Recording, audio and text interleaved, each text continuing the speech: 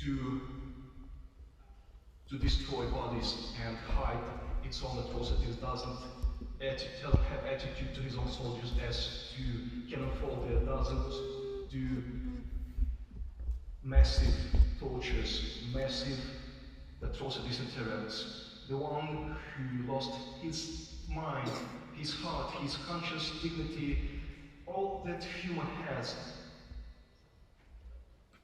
This is the one who lost it long ago. Today's Russia has lost his face long ago. It has happened not yesterday, not the day before yesterday, and not the day, and not this weekend, this week. This has been proven a lot, and this mask has been already disguised. The mask of peacekeeper with the holes for the mask with the holes for the eyes and mouth, the mask to wear the terrorists. And the difference between terrorists and Russia is that the terrorists hold they are accountable for their action, and Russia cannot do even that and try to accuse other people of their atrocities. Separate countries and the whole world. And now this world is before the choice. It's been a long choice. To someone it's uncomfortable, and to someone it's unavoidable. You cannot hide of this choice. You cannot somehow avoid it. For 161 days of full-scale war in Europe, the humanity has come through 161 points of unreturn. For many countries, there's time where they should give up their own interest for the interest of the planet, or otherwise both of them, the first and the second, will be threatened because of the terrorists, of the world terrorists. Any trade, any business, or any other forms of cooperation with Russian Federation today, most of all, will bear the great benefit for the others, and most probably death to the others. Political, economic, energy, or any other benefit equals to the lives of thousands of people who are killed by Russian weapon. World has to do a choice, UN has to do a choice, Security Council has to do a choice, International Red Cross Committee has to do its choice, OSCE has to do its choice, the EU countries has to do their choice, NATO countries has to do their choice.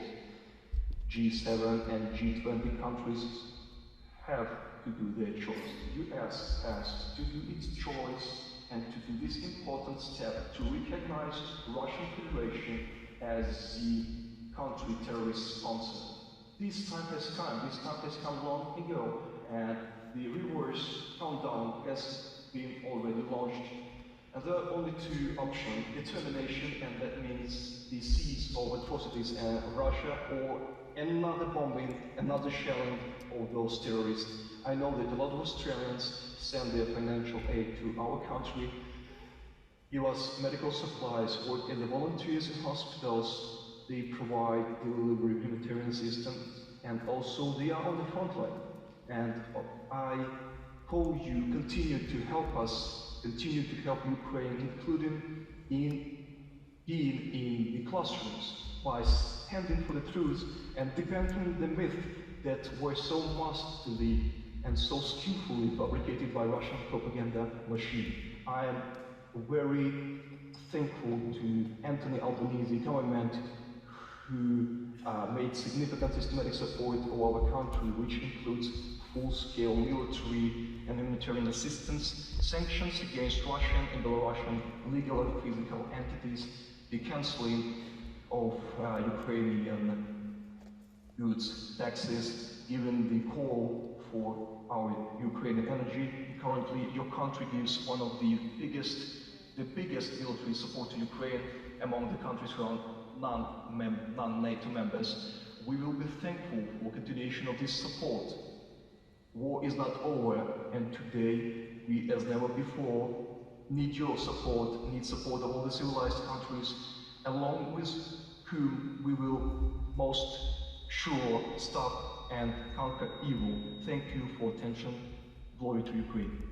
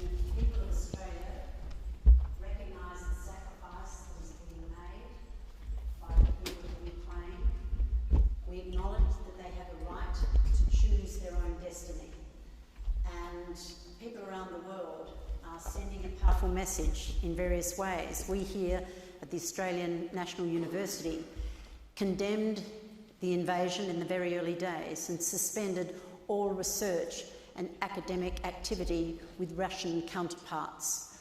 We must all do our part. And we are delighted that you've agreed to take questions from our students.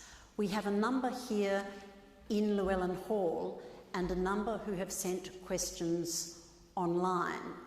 May I first ask a student within Llewellyn Hall to ask a question of you, and then, depending upon how much time we have, I'll go to questions from across Australia.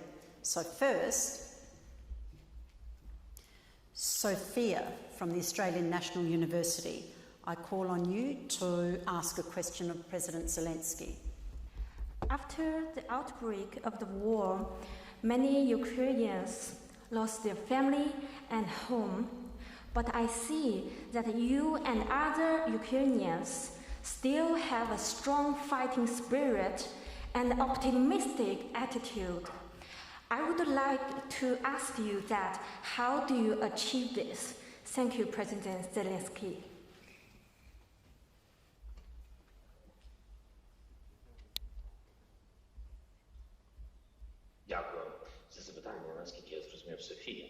Thank you for this question, Sophia, as soon as I heard. I am inspired by people. I am inspired by our nation, strong, resilient, honest nation, the people who fight for its life, for their families, for everything we have for our Ukraine.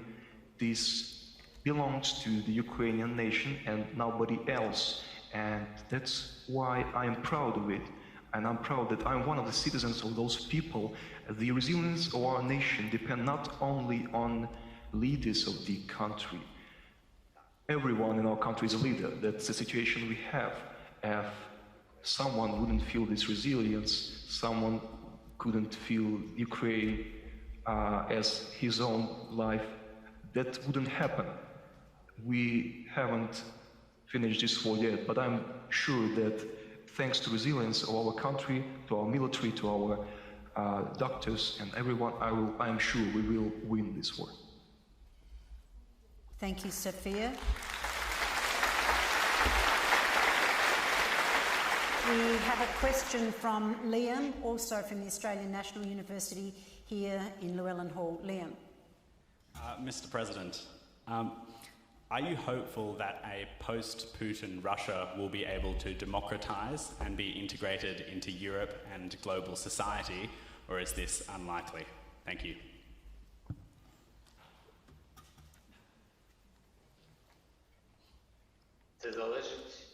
It depends only on one country in the world, and its country is Russia. Only one nation, it's Russian nation. And let us turn our attention on the World War II, the bloody war, bloody tragedy, with bloody aftermath, with bloody stains, the stains in history of the, first of all, German nation. It was a fascist Germany, but then German nation found the power to recognize the tragedy as a great, tragic mistake of their nation, of their people, of those who followed Hitler, of those who, because somebody supported this government and somebody just kept silent, and everyone understood that everyone were guilty, and they have chosen another path to recognize this tragedy, to recognize themselves as guilty and move on.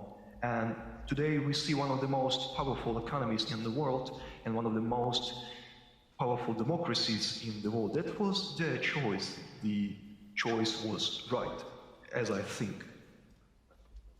And they gave the chance to the following generation not to live as isolated, but to live among the civilized people and to be on the same high level of life. And I think that Russia will have this opportunity for sure. President Zelensky, I now have a question from our online audience. Carolyn, a student from the University of New England in New South Wales. Carolyn asks, it's obvious that no matter where we live in the world, we are all impacted by the Russian invasion of Ukraine.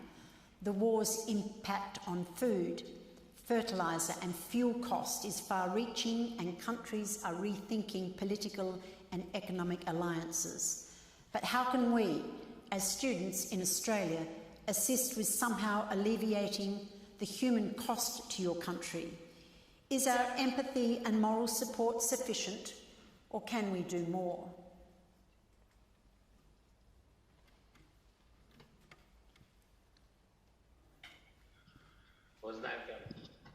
You know, you can't stand aside, because the one who stands aside, not depending on which corner in the world, that one helps Russia, because they're powerful, they have more people, more equipment, they have nuclear weapons, and it's a struggle of trinocracy against democracy. So you can't stand aside if you protect common principles with Ukraine. I'm sure that in the world, the majority of people, the majority of countries protect the same shared values that we protect today on the battlefield with the cost of our life.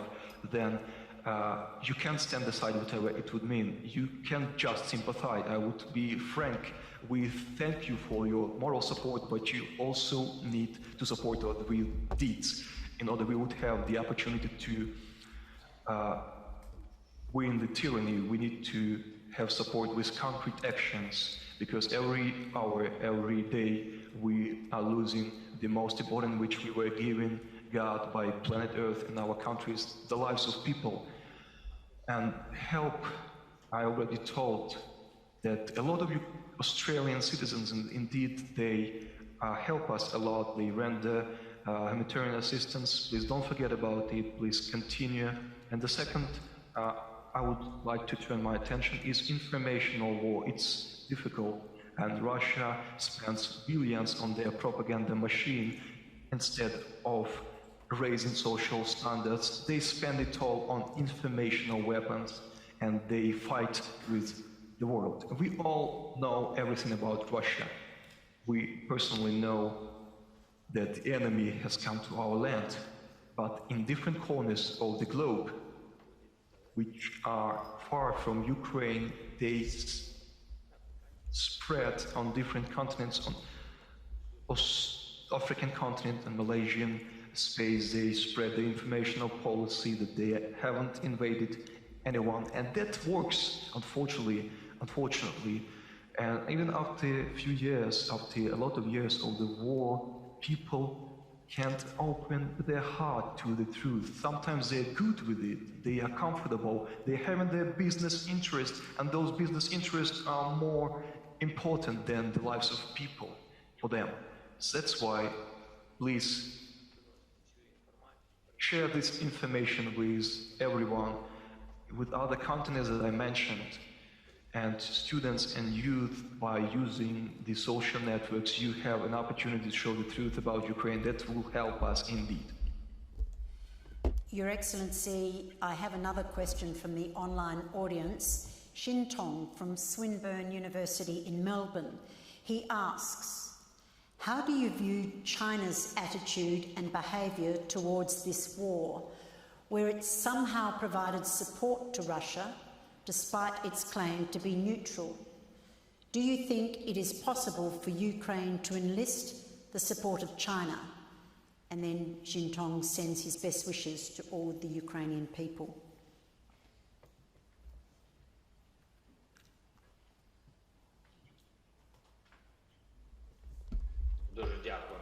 Thank you.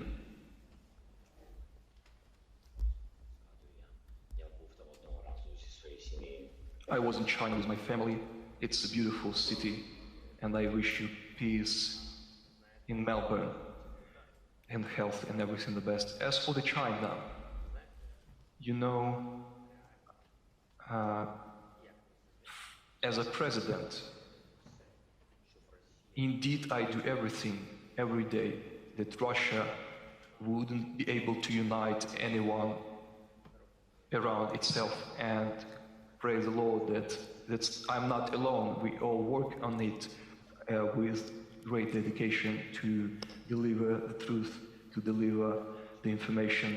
And we see that Russia are losing its allies, its economic allies. It's not very full scale, but still it loses it. And I would like China to join the unified world position as for tyranny of Russia against Ukraine. In whatever way it would happen.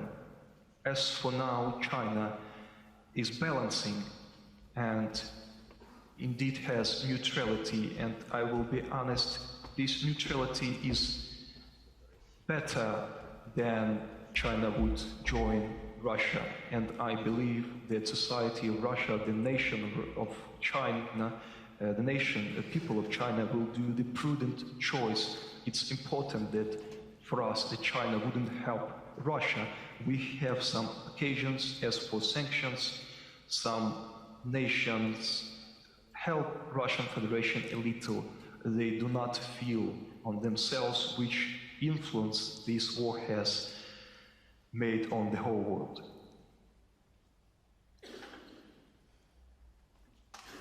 Mr. President, another question from a student in our audience here.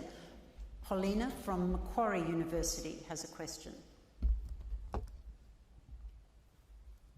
The resilience of Ukrainians has impressed the whole world. In what ways do you think Ukrainian society and culture will be different after the war? Thank you, President Zelensky.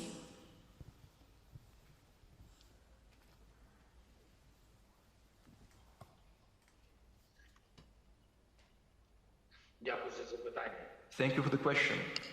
You know, I think that the values we are protecting, we were having those values even before the war, but we had this as granted. The right to live, the right to have freedom, the right to love, to choose where you live and who you will love, most important. And to love, it's our nation, it's a choice of every person. You don't think before the war that you could have this moment where you need to choose because of the war. And the most scary thing is that someone else will choose where you need to live. And you hear it from me, but you can't feel it right now. And I'm happy that you don't have to face this choice. And I'm happy that you still have the peace in your country and such a beautiful faces. And I am happy that you posing these questions, that you having answers for those questions, and you're thinking not only for yourself, and you're thinking for the future of the country you live. So you have this freedom, the same values that we have. And after the war, all this understanding what's important for you became very acute, became very severe from different priorities. They are different, those priorities. People starting to think about other things. The most important thing is my child, my family. How is our neighbor? Let him live. What's going on the front? What's going on with our military, with our statehood, with our homeland? We are retreating or we are going further? Are we wanting to give up our countries? We are changing the values. Second, the resiliency. We are united. It's very important. We can have a lot of differences in our society. Someone likes the law, someone doesn't like the law. Somebody sees the harsh vertical, somebody sees liberal society. We have different people with different views. We have different ethnicities, different nationalities. And I'm proud of this, that we have such a multifaceted country, such a diverse country. But it's united. It's very important to have unity in our country on this period of trials, and I would like to believe that we will stay this very united nation in the same way that we have during this war, and we will have the same unity after the war.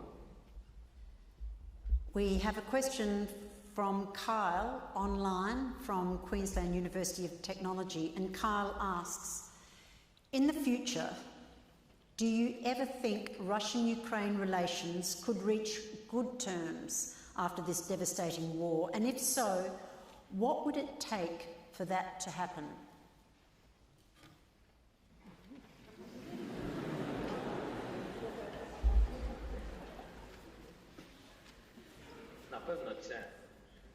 Most probably, this is the hardest question, because I will tell you, Frank, nobody wants anything to have in common with people who did all those things with our people. And I'm telling you wholeheartedly, is it possible or not in the future? It will depend only on Russia. And what we need to do for this, I even don't know if we can have this list. I don't know. Every family has lost something, and everyone enshrined inside himself something, and will not forget whom he has given, what he has given, whether it was a child, whether it was a father. Excuse me for I'm telling this, the teared hands and feet on the battlefield, are they able to return it? I'm not sure. That is why they will have to think for us and for the whole world what to do to return at least some possibility of the future common existence with Ukrainians, with other world. That's the question that belongs only to him, to them, only to them.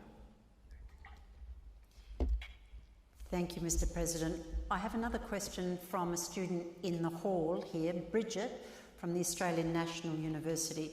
Bridget, would you stand and ask your question?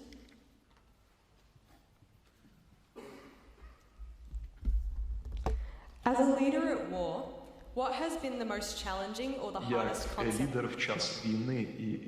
What has been the hardest concept to grasp while understanding and fighting on the ground? Під час боротьби і у розумінні цієї війни. We didn't heard your question. Didn't you hear that? I'll ask Bridget to read it again, slowly. As a leader at war, what has been the hardest concept to grasp or the hardest thing to accept when fighting on the ground?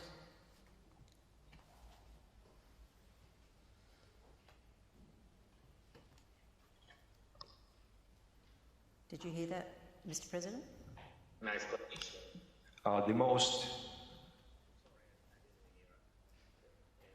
The hardest thing to accept as a concept when fighting on the ground.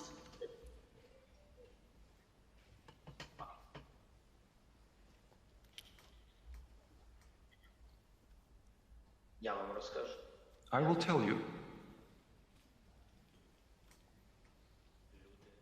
I didn't think that people are capable of those things, and I would share it in the two aspects. On one side, our people who are capable of such heroism, who went out on the street and started to stop the military equipment, tanks, with bare hand in the areas which were occupied. We were asking, we tried to evacuate people, and somebody told, I'm not going out of this, it's my land. And those people, there were a lot of them. And the next part of humanity, another side, the people who came to our land, who simply, I don't want to repeat, I already told that, but those things that they done with the same people as they are, it's a shock for me. I never thought that people are capable of those.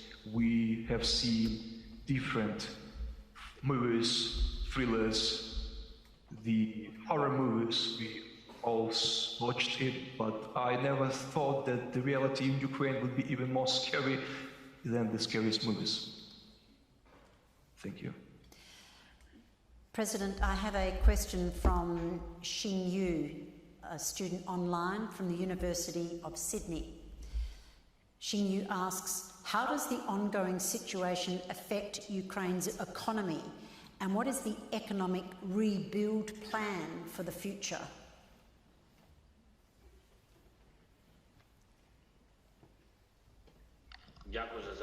Thank you for the question. The war has displaced 12 million of people. Part of them are still in Ukraine, losing their job, their business in other cities. Part has moved abroad, losing the same. And thanks to God, not losing the wish, the desire to come back. And when they have a desire to come back, to return, that means most probably we will rebuild. As for the rebuilding Ukraine's economy, that's another question. It will happen in time. And now I would like to state a few things about the economy. When we have such a quantity of people moving abroad, we can understand that we lost a lot of jobs, millions of jobs actually, not thousands. When sometimes politicians generalize as no, those are millions. And for the country which has 40 million population,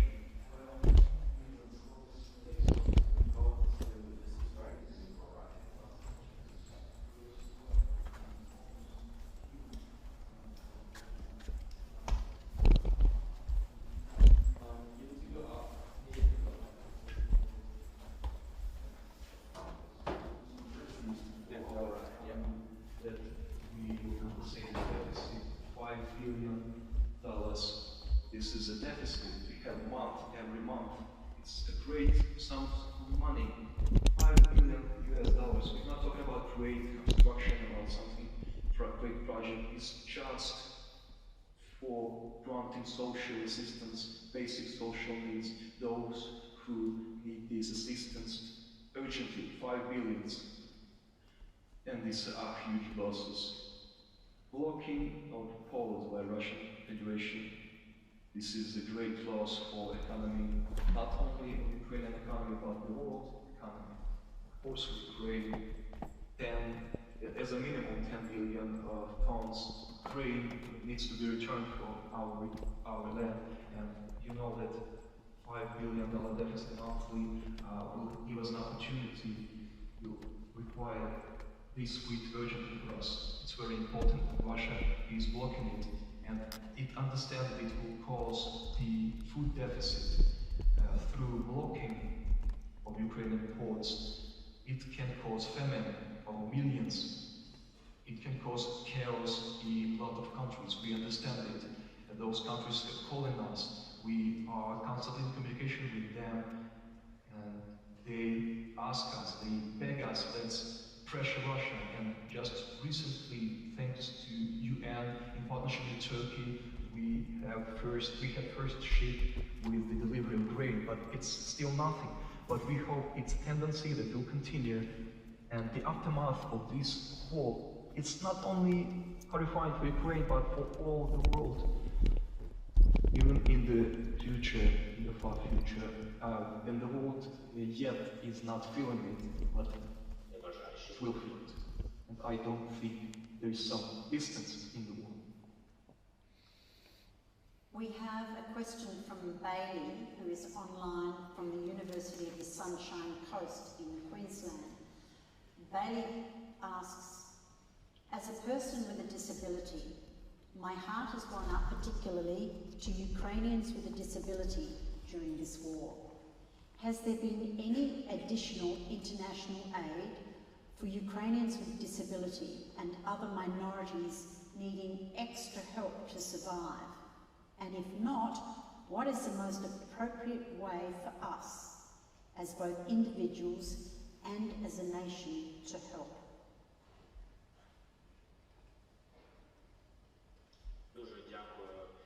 Thank you for this question. We have a few programs, and by the way, my wife is dealing with this direction. She helps with her site our country and our institutions.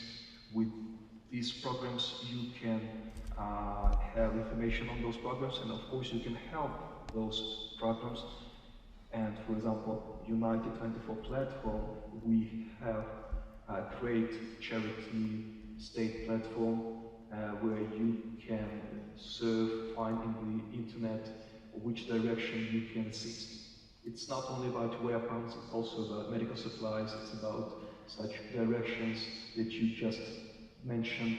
It's also infrastructural support, etc. You can join, you can participate in those directions, and you can have interest in them, and we support our handicapped people, or every people we try to help. They are our priority.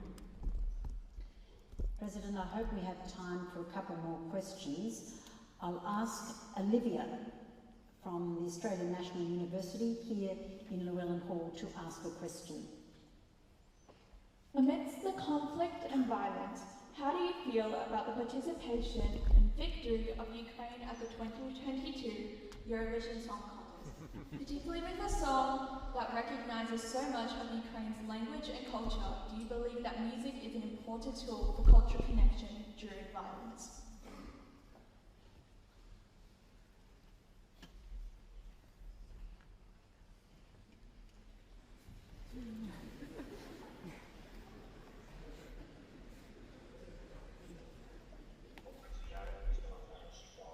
First of all, yes, I do think that the culture, sport, and science have the great significance in times of war, even more important than in the peacetime. And you know, for Ukraine, motivation is to win for every Ukrainian, and that's why we are motivated by any victory. We support our sportsmen, and never before we support our cultural activists. And Eurovision is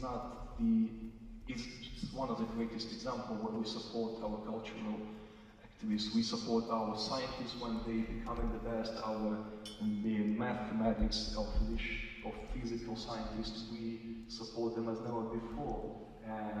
Before this, a lot of people haven't even heard about us, and that's why this is a victory in all directions for us.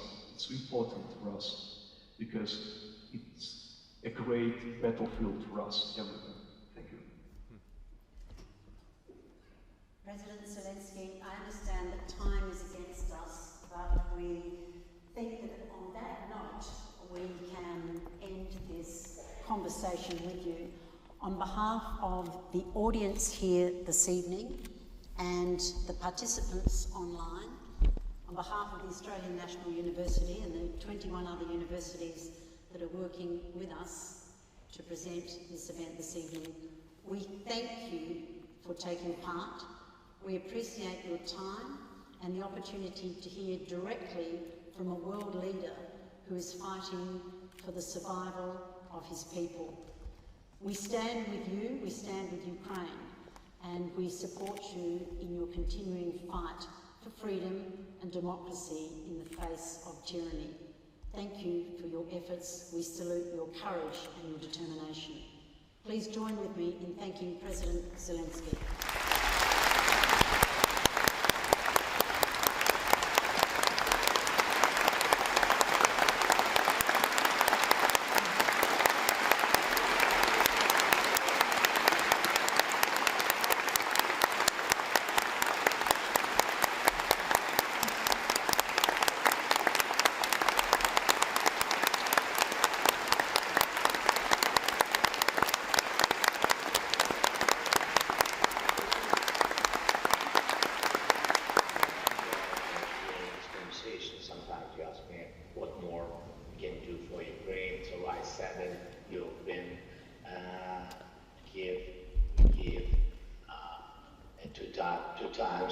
And I think you saw our people, and I think you understand why they're fighting so brave. So answering your question and what else you can do for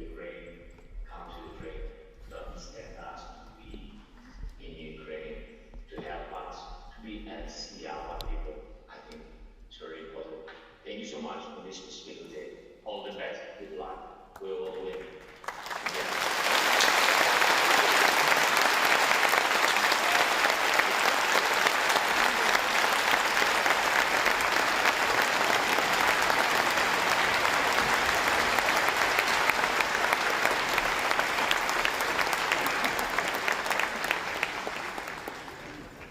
Ladies and gentlemen, that certainly was an extraordinary opportunity to hear from President Zelensky, and I'll now turn over to the Ukrainian ambassador.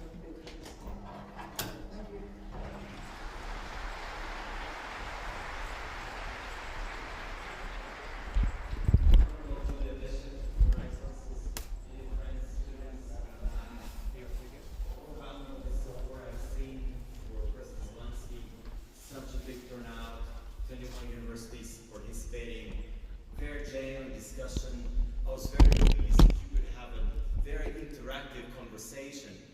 And because often people come, they do a speech and they leave.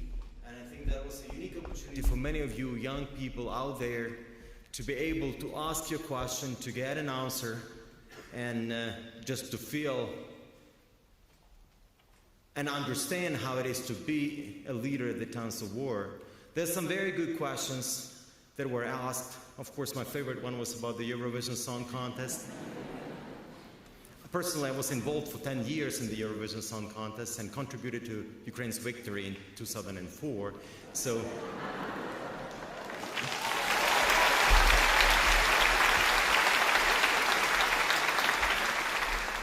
but look, I think students are so important. I'm very curious to find out later how many students eventually have been watching this live stream, because I think that never happened in Australian history, and I think Australia has even done much better than other countries in terms of the turnout and the number of people. I'll have to find out the statistics from the US and UK, but I think in terms of the numbers, I think Australia again has demonstrated that you know how to punch above your weight.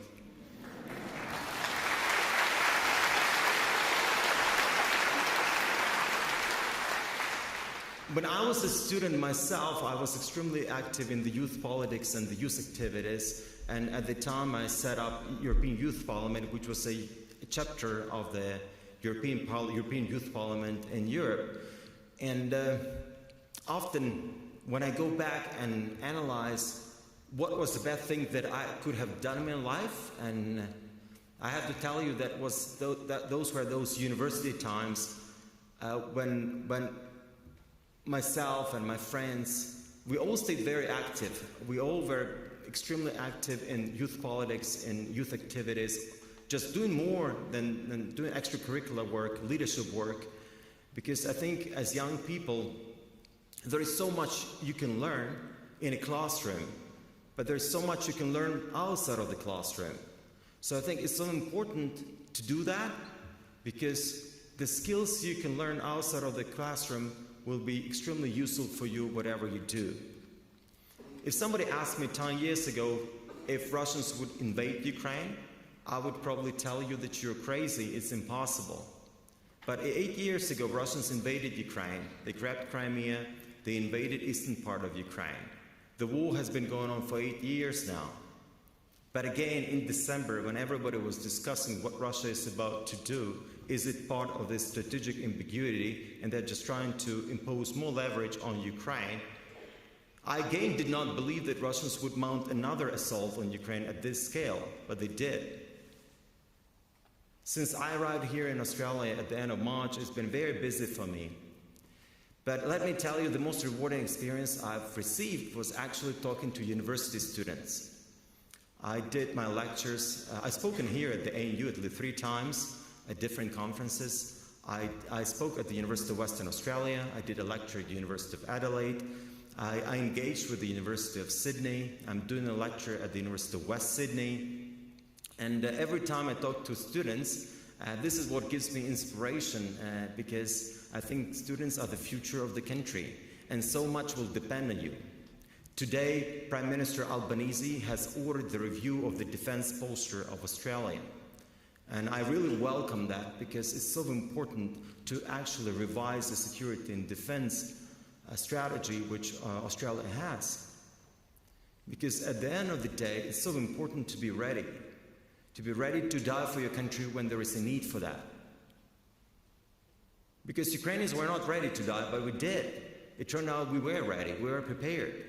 We need to build this resilience throughout the society. And resilience does not just come out of thin air. You need to work on that. You need to build it. Today I had a meeting with Professor Metcalf in the morning, and we're discussing this issue. And we shared a similar experience we've had with Finland. I've been to Finland many times, and I've spoken at different audiences there. And as you know, Finland has very strong territorial defense forces and very strong resilience within the society. Because as a country which was outside of NATO, next door to Russia, and actually having survived the winter wars against the Soviet Union in the 40s, they understand the threat which is out there. And I think Finland, there's so much to learn from Finland. And now there's so much to learn from Ukraine. And we would be happy to share our experience with you, with Australia, with Australian people, of how to be prepared, how to actually prevent malign foreign influence within the country, how to deal with hybrid warfare, and actually how to be fighting on the ground. Because at the end of the day, there is not a better place in the world where you can learn the modern warfare and actually what to do, how to run the country at the times of war. Australian government has been extremely generous for the support. The previous leadership of Scott Morrison was out there. They've supported Ukraine from day one by sending weapons, sending bushmasters, sending military kit. And Prime Minister Albanese, we've had bipartisan support here. He decided to come to Ukraine being only 5 weeks in the job. So I think it was extremely important for me as a wartime ambassador to see Australian Prime Minister to go into Ukraine for the first time in the history of our bilateral relations. And this year we've just celebrated 30 years. So being there with your Prime Minister for 12 hours in Ukraine, being in Irpin, Bucha, being in Hostomel, then actually attending the meeting with President Zelensky for 3 hours was very special. And I think it was a very special moment also for Prime Minister Albanese to see it with his own eyes, to be able to see that level of destruction, to hear witness accounts about civilians who were killed in Bucha. 460 people in one village were killed and executed just because they were Ukrainian. Can you believe that? Russians are perpetrating massive war crimes, crimes against humanity. Just last Friday, we learned about atrocities which were committed by the Russian troops in Olenivka. That's a prison where they put the soldiers from Azov Steel, where they were defending the steel. They tortured them live on camera. Then they put them in the building and blew them up. This is unbelievable. But look, I want to finish this talk on a positive note. I'm extremely thankful to Julia Bishop for giving this floor, for creating this opportunity.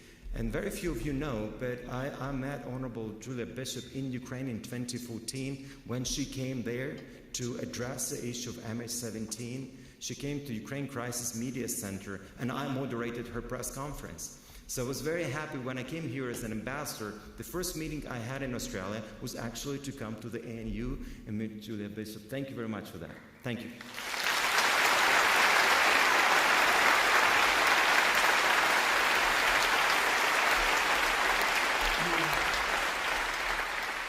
Ambassador, in truth, I always have the last word. So I want to thank Anne McNaughton and our team at the College of European Studies, Rory Metcalf, and the team at the National Security College, Vice-Chancellor Brian Schmidt and his executive team. And thank you all for being present here this evening and for those who participated online, for being here, for showing how much you care and for showing support for the people of Ukraine when they need it most. Travel safely, be careful, continue to be invested in this issue because it does matter what's going on halfway around the world. does impact on our life, our values, and Australia's perspectives. So thank you very much for being part of this eventful moment in the history of ANU.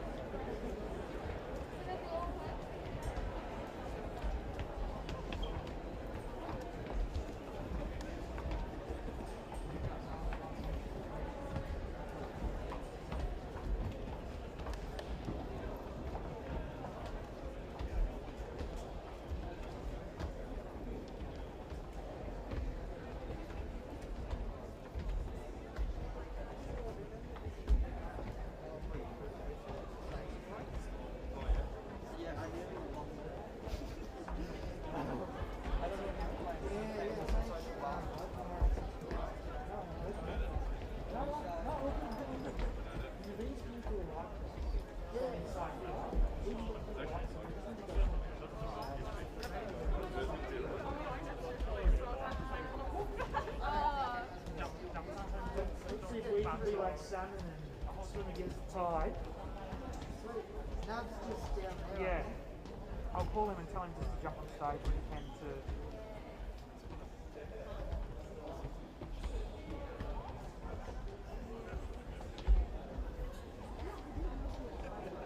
I know these games make me go. Yes, look, we can make that happen. Just try and hang at the front there where you are. See Jed on the stage? Yep, go talk to him. We'll sort it out. Alright, awesome.